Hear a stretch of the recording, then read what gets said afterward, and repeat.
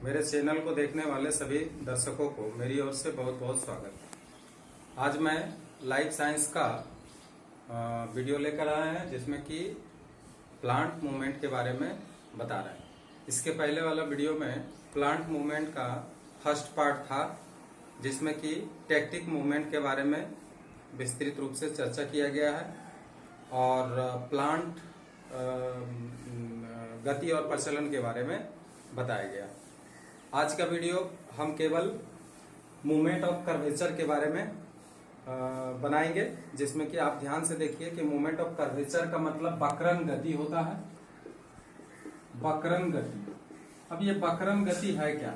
देखिए, ये वक्रन गति कहने का मतलब कि ज्यादातर जो उच्च श्रेणी के पेड़ पौधे हैं उसमें जो गतियां होती है वो गतियां उसके प्लांट्स के जो ऑर्गन्स होते हैं, चाहे वो उसका स्टेम हो, चाहे रूट हो, या फिर उसका लीफ हो या फूल हो, तो ये सारे ग्रोथ करते हैं, बढ़ते हैं। और कुछ ऐसे भी अंग होते हैं जिसमें कि स्ट्रक्चरल चेंज होता है, मतलब उसका जो रचना होता है वो बदलता है।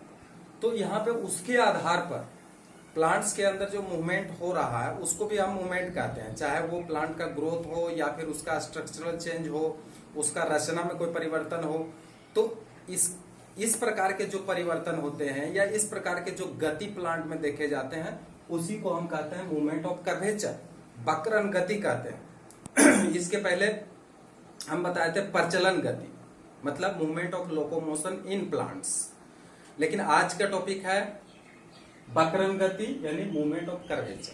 तो निश्चित रूप से आप समझ गए हैं कि मूवमेंट दो तरह से हो सकते हैं। अगर पेड़ पौधे के तना, पत्ती या उसके जड़ अगर वृद्धि करते हैं, ग्रोथ होते हैं उसका, तो वो भी एक तरह का गति है। इसलिए हम यहाँ पे इसको दो भागों में बांटे हैं। एक है ऑटोनोमिक मूवमेंट ऑफ कर्वेचर और दूसरा है इंड्यूस्ड मूवमेंट ऑफ कर्वेचर। तो ऑटोनोमिक मतलब कि स्वतः वक्रन गति। अगर पेड़ पौधों में किसी बाह्य उद्दीपन के प्रभाव नहीं पड़े और स्वयं उसमें कोई परिवर्तन हो या स्वयं उसमें कोई गति हो, तो उसी को कहते हैं ऑटोनोमिक मूवमेंट ऑफ कर्वेचर, जो आंतरिक उद्दीपन के प्रभाव से होते हैं। और यहाँ पे देखिए इंड्यूस्ड मूवमेंट ऑफ कर्वेचर यानी प्रेरित वक्रन गति, जिसमें कहीं न कहीं बाह्य उद्दीपन का प्रभाव पड़ेगा, उसके कारण उसमें गतियां उत्पन्न होगी। तो ये भी दो प्रकार के ट्रॉपिक वक्रन गति और नास्टिक वक्रन गति होते हैं। इसको अगर हिंदी में देखें तो इसको कहते हैं अनुवर्तन गति और इसको कहते हैं अनुकुंचन गति। तो अनुकुंचन गति और अनुवर्तन गति इसको कहते हैं, जो कि अभी हम बोर्ड में समझाएंगे इसके बारे में। तो देखिए, सबसे पहले हम लोग चले आते हैं स्वतः वक्रन गति। स्वतः वक्रन गति किसे कहते हैं? स्वतः वक्रन गति, स्वतः वक्रन गति, इसका परिभाषा देखिए। इसको कहते हैं autonomic movement of curvature. Autonomic movement of curvature. आखिर ये है क्या? पौधों में होने वाले वैसे वक्रन गति है। ये वक्रन गति लिखेंगे, वक्रन गति जिसमें आंतरिक उद्दीपन का प्रभाव पड़ता है, आंतरिक उद्दीपन का प्रभाव पड़ता है। अब ये कितने प्रकार के होते हैं स्वतः वक्रन गति? देखिए, पहला है हेपोनास्टिक। पहला है हेपोनास्टिक। हेपोनास्टिक क्या है, इसको गौर से देखिए। आप पेड़ पौधे में जरूर देखे होंगे कि किस तरह से कभी पत्तियां जो है ऊपर की तरफ मुड़ जाते हैं, कभी पत्तियां नीचे की तरफ मुड़ जाते हैं या झुक जाते हैं, ऐसा आप जरूर देखे होंगे। तो उसमें देखिए हाइपोनास्टी मतलब होता क्या है। तो पहले उदाहरण समझिए, जैसे ये पेड़ की पत्तियां हैं, कभी कभी देखिएगा कि पेड़ का पत्ती ऊपर की तरफ इस तरह से ग्रो करते जा रहा है, लेकिन कभी कभी आपको देखने को मिलेगा ये पेड़ का पत्तियां इस तरह से भी ग्रो करते हैं, इस तरह से पत्तियां देखने को मिलता है, सब नीचे की तरफ इस तरह से झुका हुआ मिलता है। तो यहाँ देखिए, यहाँ दो तरीके से ग्रो हो सकते हैं, एक है हाइपोनास्टी और दूसरा है इपिनास्टी। तो हेपोनास्टी आखिर है क्या, इसको हेपोनास्टी कहें, हेपोनास्टी। तो हेपो देखो याद रखिए, हेपो और एक ईपी। तो हेपो मतलब होता है कि अगर नीचे के भाग में वृद्धि, पत्ती के अगर निचला हिस्सा में वृद्धि अगर ज्यादा होता है तो ये ऊपर की तरफ ग्रो करता है, यानी अपवर्ड डायरेक्शन में ग्रो करता है। तो इसका मतलब क्या है कि ये नीचे के भाग में, पत्ती के नीचे वाला भाग में वृद्धि होता है। तो हेपोनास्टिक वही होता है कि जब पौधे के अंगों के निचले भाग में वृद्धि ऊपरी भाग की तुलना में अधिक होते हैं तो उसे क्या कहते हैं, हेपोनास्टी कहते हैं। हेपोनास्टी का जो उदाहरण है वो है फर्न की पत्तियां। एग्जाम्पल देखिए, फर्न की पत्तियां। इसमें देखिएगा कि पत्तियां फर्न का जो होता है ये ऊपर की तरफ इस तरह से मूवमेंट करते हैं, अर्थात ऊपर की तरफ वो वृद्धि करते हैं। तो इसका कारण क्या है कि इस पोर्शन में इसका वृद्धि ज्यादा हुआ, इसलिए ये ऊपर की तरफ गति करते हैं। तो इसमें जो होता है इसको हेपोनास्टी कहते हैं। अब हेपोनास्टी के बाद आते हैं इपिनास्टी। इपिनास्टी ठीक इसका उल्टा होता है, हाइपोनास्टी का उल्टा इपिनास्टी होता है। तो इपिनास्टी क्या होता है सो देखिए, ये हाइपोनास्टी हो गया। अब इपिनास्टी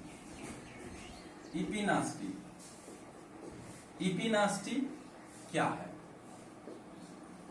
इपिनास्टी जब पौधे के अंगों के ऊपरी भाग, अब देखिए ईपी जहां आ गया तो ऊपरी भाग याद रखिएगा, ऊपरी भाग में वृद्धि निचले भाग की तुलना में अधिक होती है तो उसे क्या कहते हैं, उसे इपिनास्टी कहते हैं। ठीक है, इसका देखिए, इसको हम मिटा देते हैं। इसमें आप देखिए डायग्राम बना हुआ है, ये हमेशा इधर क्या होता है, नीचे की तरफ झुकी हुई होती है, क्योंकि इसमें क्या होता है कि ऊपर वाला भाग में वृद्धि ज्यादा होता है। अगर ये एक साइड में वृद्धि, अगर ऊपरी हिस्सा में अगर ज्यादा हुआ वृद्धि तो वो निश्चित रूप से नीचे की तरफ क्या होगा, झुकना शुरू कर देगा। तो इसलिए इस प्रकार के पत्तियां नीचे की तरफ इस तरह से झुक जाती है, क्योंकि ऊपर की तरफ ज्यादा वृद्धि हुआ। तो इसका जो एग्जाम्पल है, ये केसर का फूल में हम लोग देखते हैं इस तरह का गति मिलते हैं। केसर का फूल, ये फूल में देखते हैं, ये फूल जो है इस तरह से, ये है फूल, इसमें ऊपरी भाग में वृद्धि ज्यादा होता है, जिसके कारण कि इसका फूल जो है इस तरह से नीचे की तरफ देखिएगा, इसका इस तरह से फूल झुका हुआ होता है। तो इस तरह की गति को हम कहते हैं इपिनास्टी गति कहते हैं। तो इस तरह से हाइपोनास्टी और इपिनास्टी समझना है। अब चलते हैं दूसरा टॉपिक्स, जो कि स्वतः वक्रण गति का ही है। ये तो हेपोनास्टी हो गया, ये इपिनास्टी हो गया। अब तीसरा चले हैं सरकमन्यूटेशन। सरकमन्यूटेशन क्या है वो देखिए, सरकमन्यूटेशन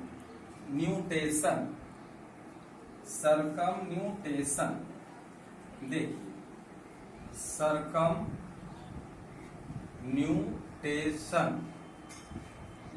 ठीक है। ये आखिर क्या है देखिए, कभी कभी क्या होते हैं कि कुछ पौधे जो श्रब कैटेगरी के होते हैं, श्रब नहीं, जो शाकीय जाति का होता है, हर्ब्स कैटेगरी के होते हैं, उसको उसकी जो तना होते हैं वो बहुत ही कमजोर होते हैं, और वो कमजोर तना होने के कारण वो हमेशा सहारा के बल पर वो ग्रोथ करना चाहते हैं। इसलिए उसको अगर कोई सहारा मिल जाता है, कोई खंभा या और भी कोई वस्तु उसको अगर सहारा मिल जाता है, तो इस प्रकार का जो पौधे होते हैं उसका जो ऊपर का पत्तियां होते हैं वो रूपांतरित हो जाते हैं, और रूपांतरित होकर ये क्या होते हैं, कि इस तरह का टेंड्रिल का रचना करता है, इसको टेंड्रिल कहते हैं। तो ये ऊपर का पत्तियां जो होते हैं वही टेंड्रिल के रूप में टेंड्रिल के रूप में क्या हो जाते हैं, बन जाते हैं। तो ये मटर में भी देखे जाते हैं और भी बहुत सारे पौधे में देखे जाते हैं टेंड्रिल, जैसे कद्दू हुआ, कुमड़ा हुआ, तो ये सब में टेंड्रिल देखे जाते हैं। तो सरकम न्यूटेशन वही है। इसमें भी होता क्या है कि किसी एक छोर में वृद्धि ज्यादा होता है और एक निश्चित टाइम के बाद फिर क्या होता है, फिर वही रिपीटेशन होता है। और इस तरह से इपिनास्टी, हाइपोनास्टी, इसमें दोनों तरह के मूवमेंट होते हैं, जिसके कारण कि ये एक स्टेम के चारों तरफ टेंड्रिल के रूप में रचना धारण कर लेता है। तो इस प्रकार का सरकम न्यूटेशन जो होते हैं ज्यादातर क्या होते हैं, तो इसका उदाहरण हम लिख देते हैं। इसका उदाहरण हमारा आता है मटर, कद्दू, कुमड़ा में टेंड्रिल का गति सरकम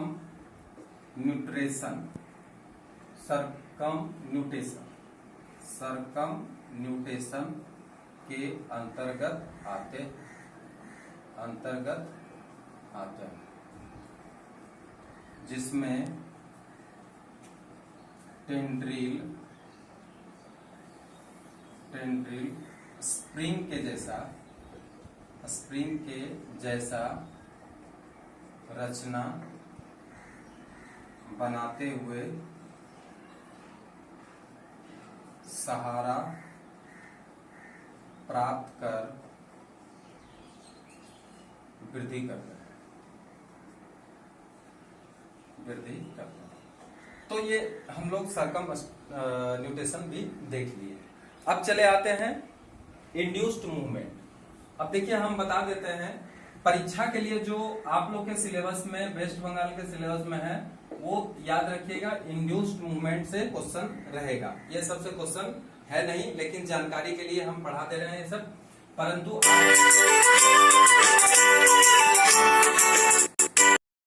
अब देखिए, इंड्यूस्ड मूवमेंट ऑफ कर्वेचर यानी प्रेरित वक्रण गति किसको कहते हैं? प्रेरित वक्रण गति। देखिए पहले परिभाषा, प्रेरित वक्रण गति है ना, पौधों में होने वाला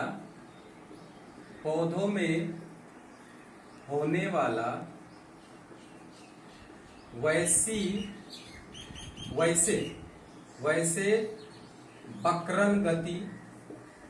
वक्रण गति जिसमें बाह्य उद्दीपन का प्रभाव पड़ता है, उसे क्या कहते हैं? प्रेरित वक्रण गति कहते हैं। प्रेरित वक्रण गति कहते हैं। प्रेरित वक्रण गति का, ठीक है। तो यहाँ पे बाह्य उद्दीपन का प्रभाव पड़ रहा। ये भी दो प्रकार के होते हैं, एक ट्रॉपिक तो दूसरा नास्टिक। तो पहला देखिए, इसका पहला जो भाग आता है वो है ट्रॉपिक मूवमेंट ऑफ कर्वेचर, जिसको कि हम कहते हैं अनुवर्तन गति, है ना। अनुवर्तन गति यानी ट्रॉपिक मूवमेंट, शॉर्ट में हम ट्रॉपिक मूवमेंट भी कहेंगे, ठीक है।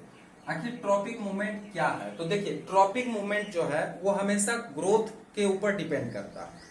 पेड़ पौधे का ग्रोथ किस उद्दीपन के प्रभाव से किस दिशा के तरफ हो रहा है, उद्दीपन यहाँ पे क्या है, और उस उद्दीपन के कारण पेड़ पौधा का जो अंग है, उसके जो ऑर्गन्स है, वो किस ओर गति कर रहा है या किस ओर वृद्धि कर रहा है। तो इसको वृद्धि गति कहें तो भी कोई बात नहीं है, क्योंकि ये वृद्धि गति है। और ये जो नास्टिक मूवमेंट के बारे में पढ़ाएंगे वो स्ट्रक्चरल चेंजेज होते हैं, उसमें वृद्धि नहीं होते हैं, उसमें वृद्धि से उसका कोई ताल्लुकात नहीं होते हैं। वहां पे क्या होते हैं, वहां पे केवल स्ट्रक्चर में चेंज हो जाते हैं, यानी उसका रचना में बदलाव आ जाते हैं, पौधे के कोई अंग का जो रचना उसमें बदलाव आ जाते हैं, जिसके कारण कि उसमें मूवमेंट देखने को मिलते हैं। तो इसको हम कहते हैं नास्टिक। तो अभी हम पढ़ा रहे हैं ट्रॉपिक यानी अनुवर्तन गति। तो इसका मतलब क्या है, ये वृद्धि से संबंधित है। तो लिखेंगे वैसे प्रेरित वक्रन गति जिसमें उद्दीपन के दिशा, देखिए यही इसका मेन चीज है, उद्दीपन के दिशा, ठीक है, यही इसका महत्वपूर्ण चीज है। उद्दीपन के दिशा का प्रभाव पड़ता है, का प्रभाव पड़ता है, उसे ही क्या कहते हैं, उसे अनुवर्तन गति कहते हैं। ठीक है, तो उद्दीपन का दिशा का प्रभाव पड़ता है। तो अब देखिए यहां पे वक्रन गति में हम बता चुके हैं, ट्रॉपिक गति में यानी अनुवर्तन गति में ये कितने प्रकार के होते हैं। पहला देखिए, पहला है फोटोट्रॉपिक मूवमेंट। तो जैसा कि नाम से ही पता चल रहा है, प्रकाशानुवर्तन, इसको हिंदी में कहते हैं प्रकाशानुवर्तन, सब में वर्तन लगा देना है, ये वाला प्रकाशानुवर्तन गति। तो आखिर ये है क्या, तो वैसे प्रेरित वक्रन गति जिसमें प्रकाश नामक उद्दीपन के दिशा, प्रकाश नामक उद्दीपन के दिशा का प्रभाव पड़ता, ठीक है, पड़ता है, उसे हम क्या कहते हैं, उसे फोटोट्रॉपिक मूवमेंट कहते हैं। अब ये फोटोट्रॉपिक मूवमेंट 3 प्रकार के होते हैं। तो ध्यान दीजिए, पहला जो है 3 प्रकार क्या है इसका, निगेटिव, पहला पॉजिटिव फोटोट्रॉपिक, दूसरा निगेटिव फोटोट्रॉपिक,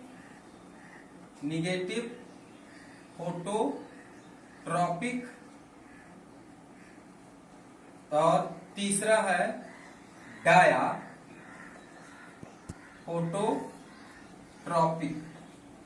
अब देखिए ये परिभाषा आप खुद लिखिएगा, हम केवल इसका एग्जाम्पल लिखेंगे, ठीक है, एग्जाम्पल लिखेंगे, इसका प्रयोग भी हम समझा देंगे, लेकिन आपको परिभाषा खुद लिखना है, हम बता देंगे कि किस तरह से परिभाषा इसका लिखना है, ठीक है। और जानिए ये चीज आखिर है क्या।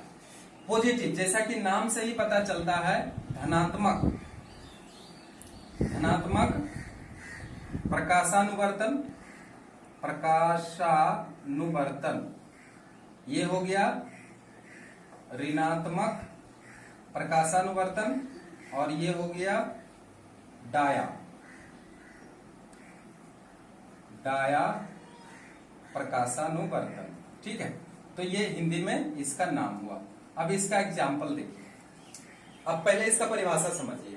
पॉजिटिव फोटोट्रॉपिक मतलब कि प्रकाश नामक उद्दीपन के प्रभाव से अगर पौधा का कोई अंग प्रकाश के दिशा की तरफ ग्रोथ करती है या वृद्धि करती है, तो उसे ही धनात्मक प्रकाशानुवर्तन कहते हैं। इसका एग्जाम्पल हम डायरेक्ट दे देते हैं यहाँ पे, जैसे पौधे का पररोह मतलब होता है पौधे के ऊपर वाला भाग जो भी होता है उसको पररोह कहते हैं, ठीक है। तो पौधे के पररोह का सूर्य की दिशा की तरफ वृद्धि करना,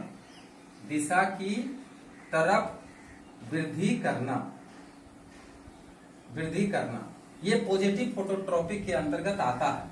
क्योंकि देखिए हम इसका एक प्रयोग करके देख सकते हैं कि पॉजिटिव फोटोट्रॉपिक कैसे काम करता है। आप एक अंधेरा कमरा में जाइए और उसके खिड़की के पास एक प्लांट्स को रख दीजिए। गमला में लगा हुआ पौधा में एक प्लांट्स है, उसको आप रख दीजिए। ठीक है, कुछ समय के पश्चात देखिएगा, इसको कमरा खोलना नहीं है, मतलब बंद ही रहना है, पूरा अंधेरा है। अब देखिएगा कुछ ही समय बाद इसकी जो तना है ये खिड़की के दिशा के तरफ वो मूव करने लगेगा। यानी सनलाइट अगर इधर है तो निश्चित रूप से वो सनलाइट के दिशा की तरफ क्या होता है, वृद्धि करने लगता है। तो इस प्रयोग से ये पता चलता है कि निश्चित रूप से सनलाइट यहाँ बाह्य उद्दीपन का काम कर रहा है और उसमें जो ग्रोथ हो रहा है वो सनलाइट के दिशा के तरफ हो रहा है। तो इसलिए ये जो होता है ये धनात्मक प्रकाशानुवर्तन का उदाहरण हुआ। उसी तरह से निगेटिव फोटोट्रॉपी, ये क्या है, इसका उदाहरण हम देंगे जड़ का प्रकाश के विपरीत दिशा की तरफ वृद्धि करना। तो देखिए जड़ का प्रकाश के विपरीत दिशा की तरफ वृद्धि करना, इसके लिए क्या करना है, देखिए बहुत अच्छा प्रयोग है एक, आप घर में भी कर सकते हैं लेकिन थोड़ा सा टाइम लगेगा। एक गमला में लगा हुआ पौधा लीजिए, लेकिन ध्यान रखिए इसके जड़ के पास थोड़ा सा छेदा कर देना पड़ेगा। ठीक है, ये गमला में लगा हुआ पौधा हम ले लिए, ठीक है। अब ये जो पौधा है इसका शीर्ष भाग इधर है, यानी इसका जो पत्तियां है और इसका फूल वगैरह जो भी है सब इधर है, ठीक है। और इसका जड़ जो है आप इधर रहने दीजिए। तो कुछ दिन के बाद आपको ऐसा देखा जाएगा कि इसका जो जड़ है, जड़ ये प्रकाश की तरफ नहीं ग्रो करेगा बल्कि ये प्रकाश के विपरीत के दिशा की तरफ ग्रोथ करने लगेगा। और कुछ ही समय पश्चात ये भी देखिएगा कि ये ऊपर की तरफ ग्रो करने लगेगा इस तरह से। इसका मतलब सनलाइट तो ऊपर की तरफ है, तो इसलिए ये विपरीत दिशा में जाने लगता है और ये ऊपर की तरफ जाने लगता है। तो इसलिए जड़ का प्रकाश के विपरीत दिशा में ग्रोथ करना, ये भी उदाहरण है किसका, निगेटिव फोटोट्रॉपिक का। डाया फोटोट्रॉपिक का मतलब होता है कि पत्ती जो होते हैं, देख लीजिए पत्ती जो होते हैं वो कभी भी ऊपर की तरफ ग्रो नहीं करते हैं, बल्कि वो प्रकाश के 90 डिग्री के कोण पर वो ग्रो करते हैं। देखिए यहाँ 90 डिग्री का कोण बन रहा है और ये चूंकि वृद्धि जो करते हैं वो ये अपना ही सीध में वृद्धि करते हैं। तो प्रकाश का ये है और ये 90 डिग्री इसके ऊपर पड़ रहा है और ये वृद्धि इस दिशा में कर रहा है। तो कितना 90 डिग्री के कोण पर वृद्धि कर रहा है। तो इसी को कहते हैं कि पत्तियों में होने वाली वृद्धि, पत्तियों में होने वाला वृद्धि। कौन सा उदाहरण है बताइए, ये है डाया फोटोट्रॉपिक का उदाहरण। तो परिभाषा, आपको कुछ भी परिभाषा नहीं है, बस परिभाषा जैसा है उसी तरह से आप लिखते चले जाइएगा। जिस तरह से कि निगेटिव हुआ और डाया हुआ, जैसे ये बताए हैं उसी तरह से उसका परिभाषा आप लिख लेंगे। अब चले आते हैं फोटोट्रॉपिक के स्थान पर। अब जो 2 नंबर का है, यहां देखिए 2 नंबर का है जियोट्रॉपिक मूवमेंट। अब ये जियोट्रॉपिक क्या है, जियोट्रॉपिक का मतलब हुआ यहाँ पे गुरुत्वानुवर्तन, हिंदी समझ लीजिए अच्छा से, गुरुत्वानुवर्तन गति, ठीक है। वैसे प्रेरित बकरन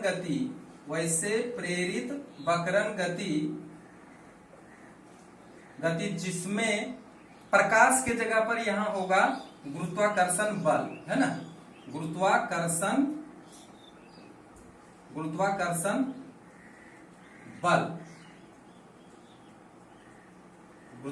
बल नामक उद्दीपन के दिशा का प्रभाव पड़ता है, तो उसे फोटोट्रॉपिक नहीं बोल करके क्या कहेंगे, जियोट्रॉपिक मूवमेंट कहते हैं, ठीक है। अब इसमें भी देखिए ये भी जियोट्रॉपिक मूवमेंट मतलब हुआ गुरुत्वाकर्षण बल के दिशा की तरफ पेड़ पौधे का कोई अंग अगर ग्रोथ करता है, वृद्धि करता है, तो उसे ही हम कहते हैं जियोट्रॉपिक मूवमेंट कहते हैं। जैसे पेड़ का जो जड़ होते हैं वो हमेशा धरती के अंदर के तरफ वृद्धि करते हैं। इसलिए देखिए फोटोट्रॉपिक फोटो कहते हैं जियोट्रॉपिक मूवमेंट का फिर 3 भाग हो जाते हैं। पहला है पॉजिटिव, फोटोट्रॉपिक के जगह पे हम दे देंगे जियोट्रॉपिक, जियोट्रॉपिक मूवमेंट, ठीक है। Negative geotropic movement, geotropic movement, और डाया जियोट्रॉपिक मूवमेंट। धनात्मक गुरुत्वानुवर्तन गति, ऋणात्मक और डाया, ये भी 3 प्रकार के हो जाते हैं। अब देखिए इसको भी समझ लीजिए, इसका उदाहरण क्या हम दे सकते हैं, ठीक है।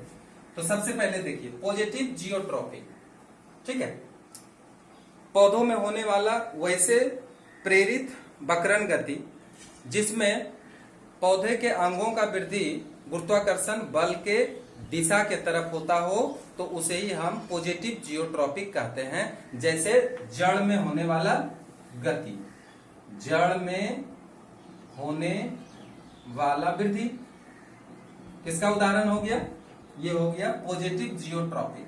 लेकिन क्या कोई निगेटिव जियोट्रॉपिक का भी उदाहरण हम डाल सकते हैं? निगेटिव मतलब कि वैसे पेड़ पौधों में होने वाला वैसे प्रेरित बकरन गति जिसमें गुरुत्वाकर्षण बल के विपरीत दिशा की तरफ पेड़ पौधे के अंगों का वृद्धि हो तो उसे हम निगेटिव जियोट्रॉपिक कहते हैं। तो बोलिए उसमें क्या होगा? तनों में होने वाला वृद्धि, क्योंकि वो गुरुत्वाकर्षण बल के विपरीत दिशा में ग्रोथ करते हैं। और एक उदाहरण हम स्पेशल उदाहरण दे रहे हैं, वो याद रखिए, ये है आप सुंदरी का जड़ देखिए। हम यहाँ पे उदाहरण दे देते हैं सुंदरी के श्वसन मूल जड़। देखिए उसमें 2 तरह के जड़ होते हैं, तो जड़ यहाँ लिखने से काम नहीं चलने वाला है, वहां पे लिखेंगे श्वसन मूल जड़, ठीक है। श्वसन मूल जड़ जिसको नुमेटोफोर भी कहते हैं, जड़ में होने वाला वृद्धि। अब इसके बारे में समझा देते हैं। देखिए उसका जड़ होता है 2 तरह के। एक जो जड़ होता है वो तो धरती के अंदर ग्रोथ करते हैं, जो मेन जड़ होता है उसका। लेकिन कुछ जड़ें क्या होता है इसका ऊपर की तरफ इस तरह से निकलने लगते हैं। यहाँ पे ऑक्सीजन का कमी हो जाता है, इसलिए श्वसन क्रिया करने के लिए ये जड़ें ऊपर निकलती है। इसी को कहते हैं न्यूमेटोफोर कहते हैं। तो इस तरह का जो गति है, तो देखिए गुरुत्वाकर्षण बल तो इधर है लेकिन ये उल्टा दिशा में ग्रोथ कर रहा है। तो इस तरह के जो गति है उसको कहते हैं ऋणात्मक गुरुत्वानुवर्तन गति। लेकिन क्या डाया जियोट्रॉपिक मूवमेंट भी होते हैं? बिल्कुल होते हैं। देखिए जड़ जो होते हैं कुछ नहीं बल्कि प्राय जड़ें जो होती है, एक जो मेन जड़ होता है मूसला जड़ जो कि नीचे की तरफ ग्रोथ करते हैं, और दूसरा जो जड़ होते हैं वो बिल्कुल गुरुत्वाकर्षण बल के दिशा के 90 डिग्री के कोण पर, यानी समकोण के दिशा में वो क्या करते हैं? वृद्धि करते हैं। तो इस तरह से जो सेकेंडरी रूट होते हैं, यानी द्वितीयक जड़ों में होने वाली वृद्धि, द्वितीयक, देखिए यहाँ पे इसका उदाहरण क्या होगा? द्वितीयक जड़ों में होने वाला वृद्धि, ठीक है। तो द्वितीयक जड़ों में होने वाला वृद्धि किसका है? तो डाया जियोट्रॉपिक मूवमेंट का उदाहरण है। अब हम चले आते हैं हाइड्रोट्रॉपिक मूवमेंट ऑफ कर्वेचर। अब जियोट्रॉपिक मिटा देते हैं। चलिए अब हाइड्रोट्रॉपिक, देखिए ये 2 नंबर हो गया। अब तीसरे नंबर में चले आते हैं हाइड्रोट्रॉपिक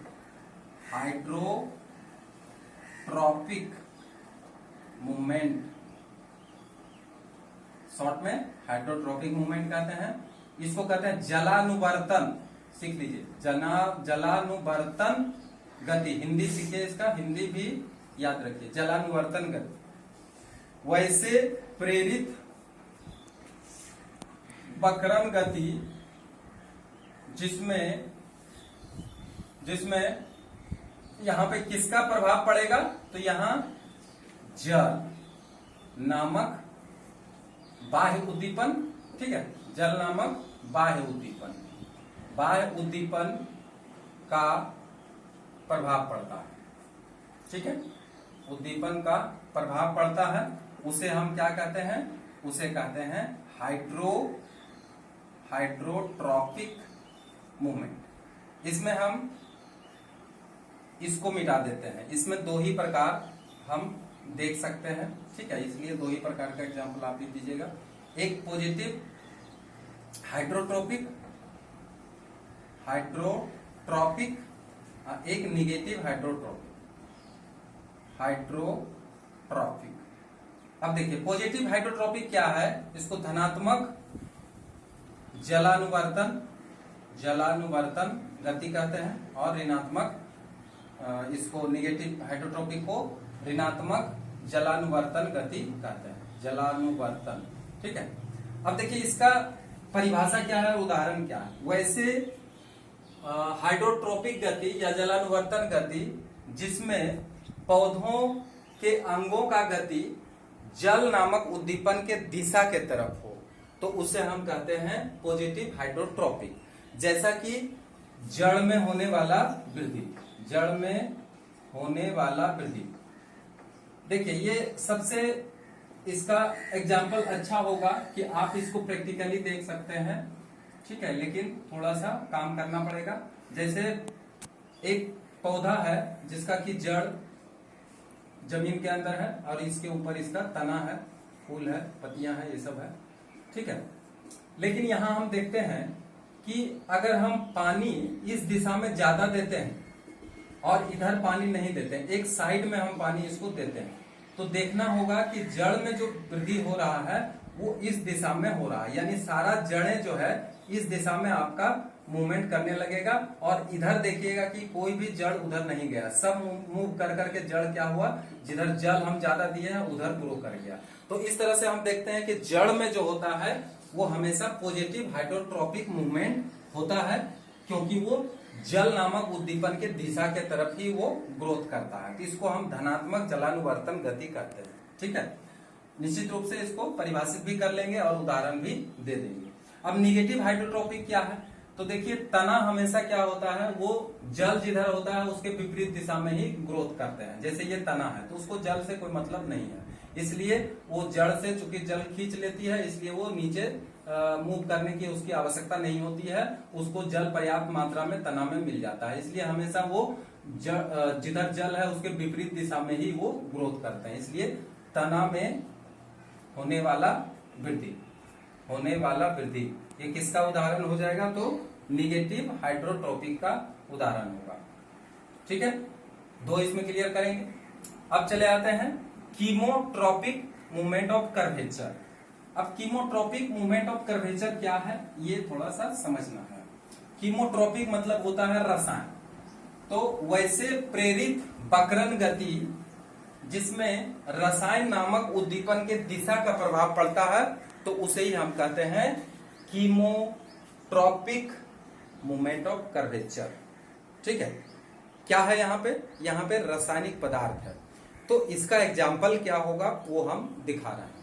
तो तीसरा नहीं बल्कि चौथा उदाहरण है कीमोट्रॉपिक मूवमेंट। अब इसमें देखते हैं उदाहरण क्या है।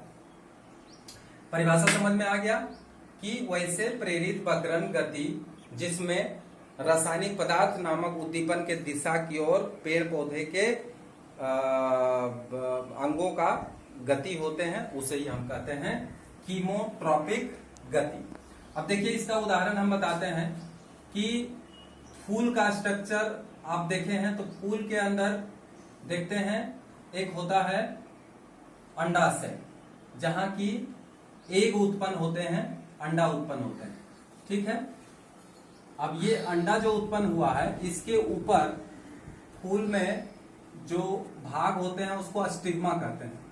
ये स्टिग्मा है, ठीक है, ये स्टाइल है और ये अंडाशय है।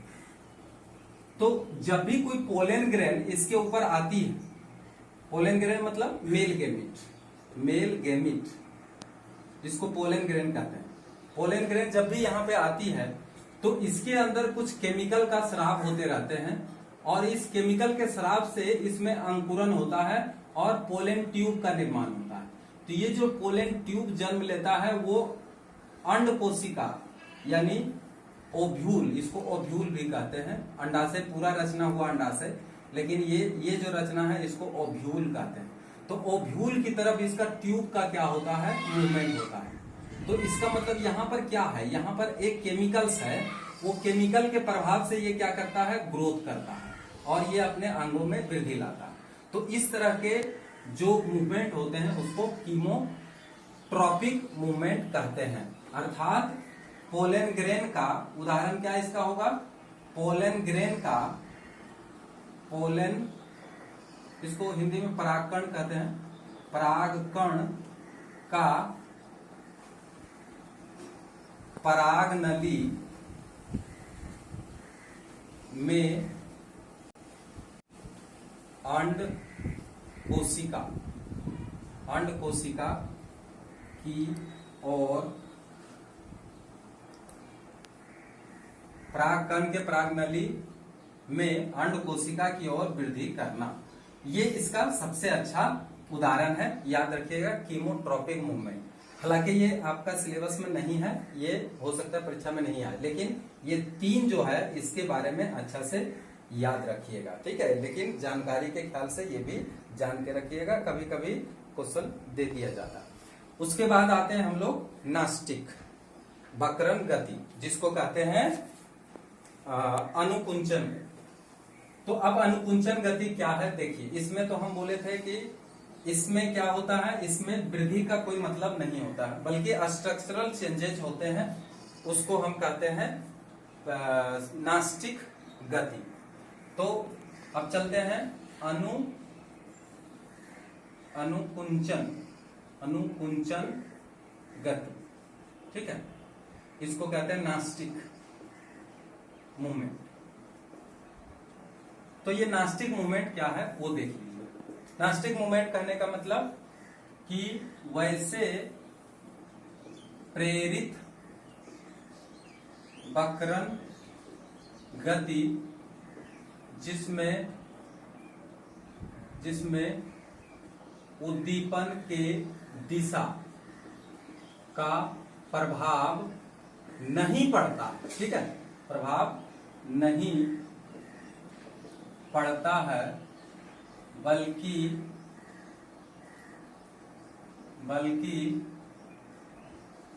उद्दीपन के तीव्रता के प्रभाव से पौधों के अंगों के बनावट में परिवर्तन होते हैं, तो उसे क्या कहते हैं, अनुकुंचन गति कहते हैं, ठीक है। अब देखिए इसमें कह रहा है कि इसमें उद्दीपन के दिशा का प्रभाव नहीं पड़ता, बल्कि उद्दीपन के तीव्रता का प्रभाव पड़ता है, जिसमें पौधों के अंगों के बनावट में परिवर्तन हो जाता है, ठीक है। अब इसमें हम लोग देखते हैं क्या क्या है। तो सबसे पहला उदाहरण देखिए इसका, पहला उदाहरण इसका क्या है, पहला उदाहरण है इसका फोटोनास्टिक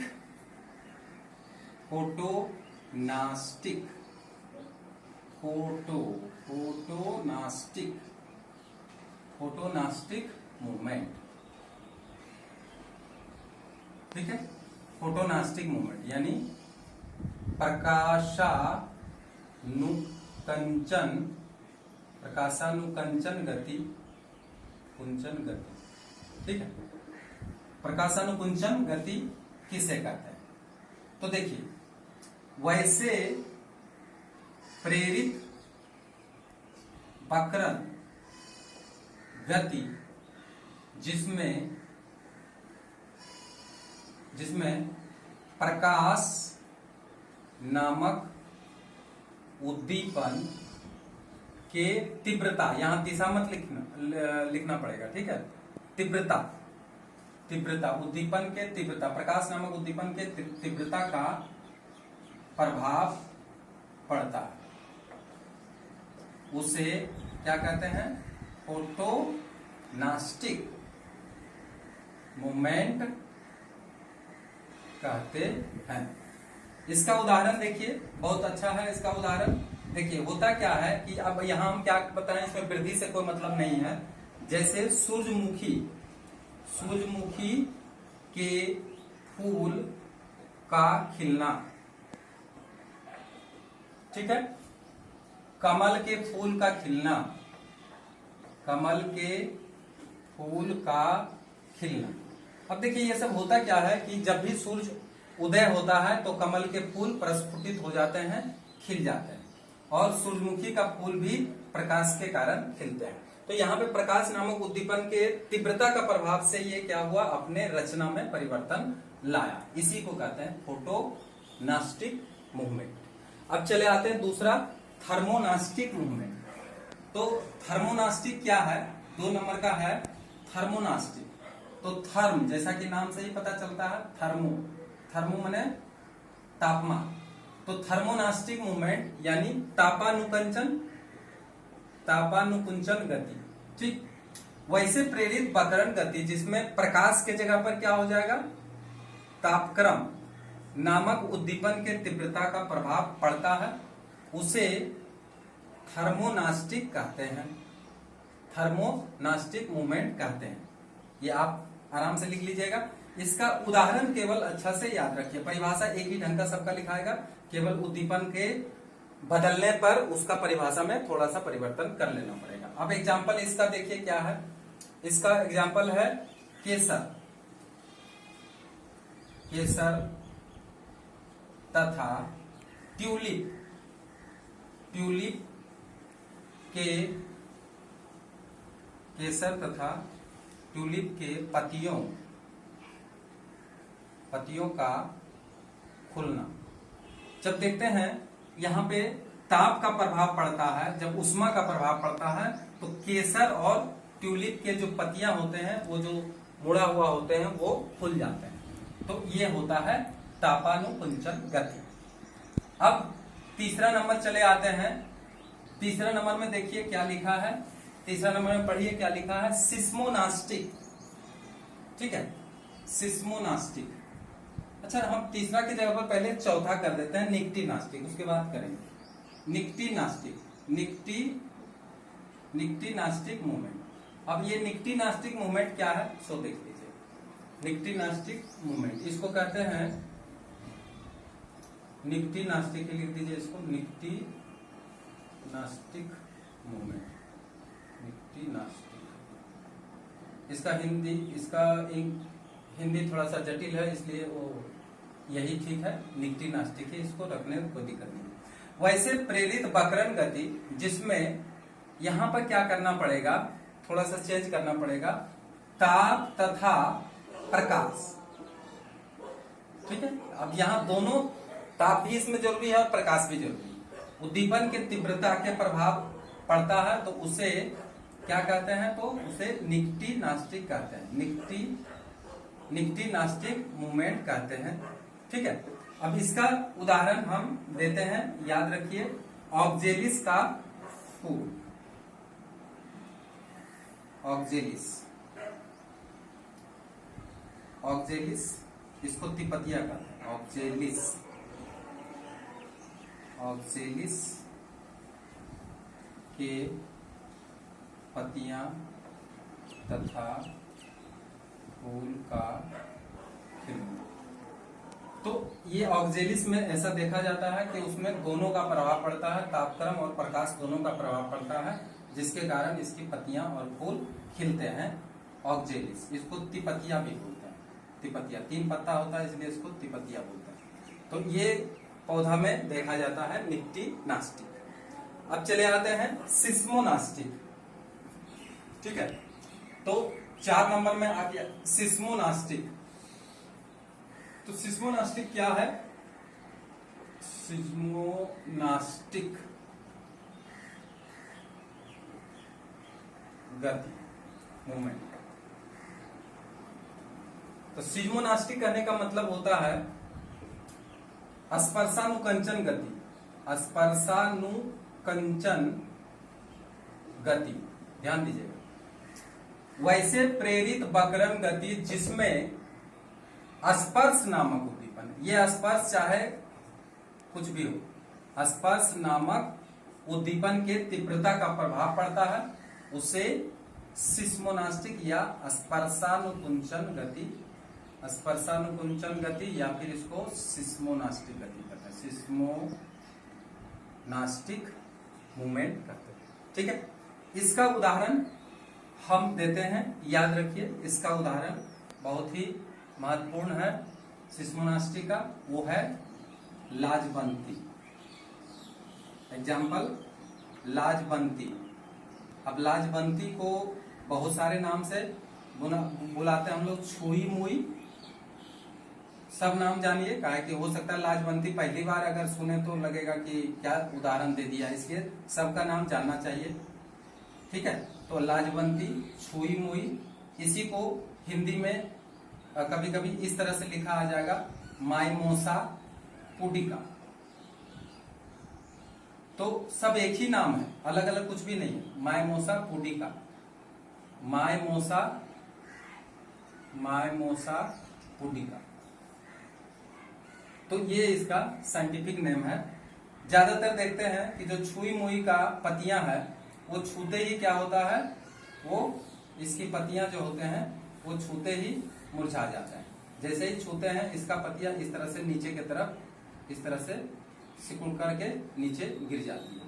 तो ये ज्यादातर पल्विनस के कारण होते हैं। यहाँ पे पल्विनस नामक एक रचना होते हैं, यानी यहाँ पे जल इकट्ठा रहते हैं, जिसके कारण कि ये इस तरह का पोजीशन बनाए हुए रखता है।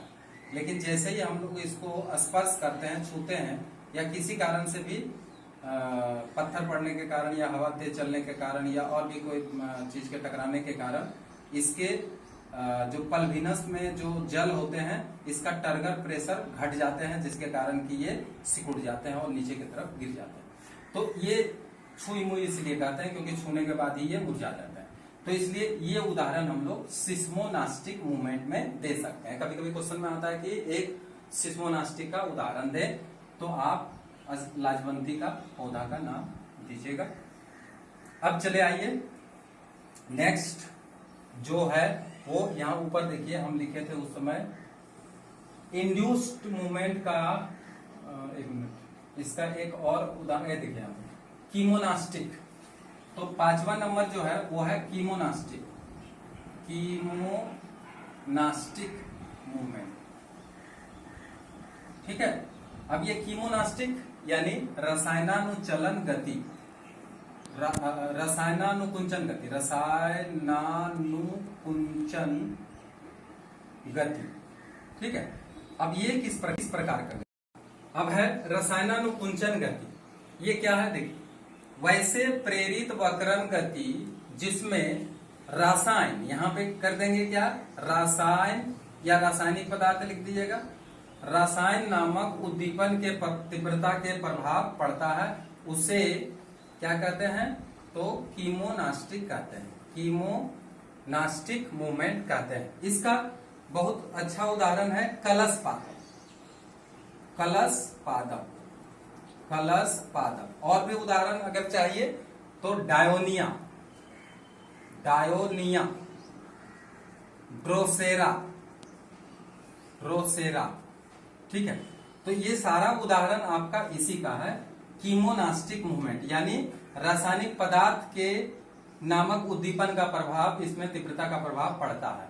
ठीक है, तो इसमें देखिए जैसे अगर कलश पादप का ही एक उदाहरण देखें तो ये कलश के जैसा रचना बना हुआ होता है और ये एक टेंड्रिल के जैसा इसका काम करता है, ये टेंड्रिल के जैसा होता है, ये पेड़ पौधा से लगा हुआ होता है कलश पादप, और इसके ऊपर एक ढक्कन लगा हुआ रहता है इस तरह से। अब होता क्या है कि दरअसल ढक्कन खुला हुआ रहता है, लेकिन जैसे ही ये ढक्कन इस तरह से खुला हुआ रहता है, जैसे ही कीट पतंग इसमें आते हैं, जैसे ही कीट पतंग इसमें आते हैं तो ये ढक्कन क्या होता है, इस तरह से बंद हो जाता है। तो ये कीट पतंग आते ही ये ढक्कन बंद हो जाता है, इसका कारण क्या है, इसके अंदर प्रोटीन होते हैं। ठीक है, अब ये प्रोटीन क्या है, एक रसायन है, तितली के अंदर प्रोटीन है, कीट पतंग के अंदर प्रोटीन है, प्रोटीन का इसका शरीर बना हुआ है। तो ये प्रोटीन के कारण इसका ये स्पर्श इसे पता चल जाता है कि ये इसमें केमिकल्स है और ये ढक्कन बंद हो जाता है। अब क्या होता है कि ये पौधा इसे डाइजेस्ट कर लेता है, क्योंकि यहाँ पर एक पेप्सिन नामक एंजाइम निकलते हैं, पेप्सिन, और ये पेप्सिन हमेशा प्रोटीन का पाचन करता है। तो जिस तरह जंतु में प्रोटीन का पाचन करने के लिए पेप्सिन एंजाइम होता है, उसी तरह से इस पौधों में भी पेप्सिन नामक एंजाइम होता है, जिससे कि ये डाइजेस्ट हो जाते हैं और डाइजेस्ट होकर के फिर कहाँ चले जाते हैं, तो इसके शरीर के अंदर जो नाइट्रोजनस सबस्टेंस है, नाइट्रोजनस सबस्टेंस उसकी आपूर्ति करता है। तो दरअसल ये इसको इस प्राणी को खाने का मकसद ये है कि इसमें प्रोटीन का कमी हो जाता है, यानी इसमें नाइट्रोजन का कमी हो जाता है, और इसलिए उस नाइट्रोजन की आपूर्ति करने के लिए ये अपना शरीर में बदलाव करता है, अर्थात इसका जो टेंड्रिल होता है वो एक कलश के जैसा रूप धारण कर लेता है और उसमें कीट पतंग आकर्षित हो जाते हैं और ये उसको डाइजेस्ट करके अपना नाइट्रोजन की आपूर्ति करते हैं। इसी तरह से डायनिया और ड्रोसेरा नामक पौधा में भी उसी तरह से रचना बना हुआ होता है, उसमें भी इस तरह का रचना बना हुआ था, कीट पतंग आता है तो उसे ऐसे बंद कर लेता है और उसको फिर डाइजेस्ट कर जाता है।